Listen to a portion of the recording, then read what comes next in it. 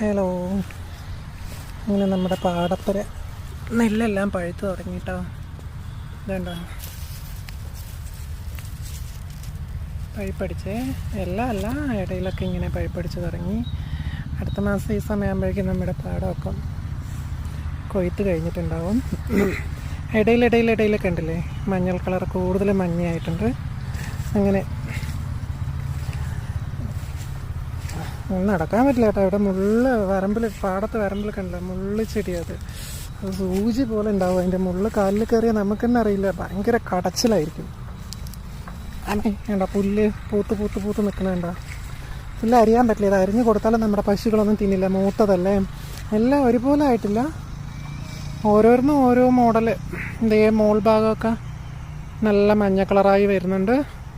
താഴെ അത്ര ആയിട്ടില്ല, എന്നാലും ഒപ്പം തന്നെ കൊയ്യുള്ളൂ അതല്ലേ.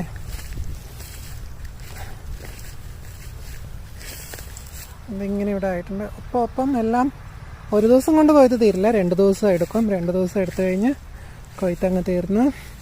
പിന്നെ ഇത് കഴിഞ്ഞ് നമ്മൾ ഈ വയ്ക്കെല്ലാം റോളാക്കി വീട്ടിൽ സ്റ്റോക്ക് ചെയ്യും. നമുക്ക് പശുക്കൾക്ക് വേണമല്ലോ, അങ്ങനെ ചെയ്യാറുണ്ട്. കഴിഞ്ഞ പ്രാവശ്യം ഒരു അബദ്ധം പറ്റി, റോൾ ചെയ്ത് കെട്ടി അടുക്കി വെച്ച് ആ മഴയത്ത് അതെല്ലാം വീണു, എല്ലാം അളിഞ്ഞും പോയി.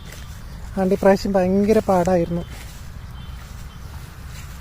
കണ്ടോ, നോക്കത്താ ദൂരത്തോളം പാടം തന്നെയാണ്, കുറച്ചൊന്നുമല്ല, ഇഷ്ടം പോലെ ഉണ്ട്. ഇനി അടുത്ത മാസമൊക്കെ കൊയ്ത്തായി. ഇനിയിപ്പോൾ നമ്മൾ വെള്ളമൊക്കെ അടിയെ വെട്ടി അങ്ങ് വിടും. വെള്ളത്തിൻ്റെ ആവശ്യം ഇനിയില്ലല്ലോ. ഈ ആഴ്ച കഴിഞ്ഞാൽ വെള്ളമൊക്കെ നമ്മൾ വെട്ടി അങ്ങ് വിട്ട് കഴിഞ്ഞാൽ പിന്നെ ഉണങ്ങി, വൈക്കോലിൻ്റെ ആവശ്യത്തിന് ഉണങ്ങി അങ്ങ് കിട്ടിക്കോളും. അതാണ് നല്ലത്. അസ്തമന സൂര്യൻ കണ്ടില്ലേ, സ്റ്റൈലല്ലേ.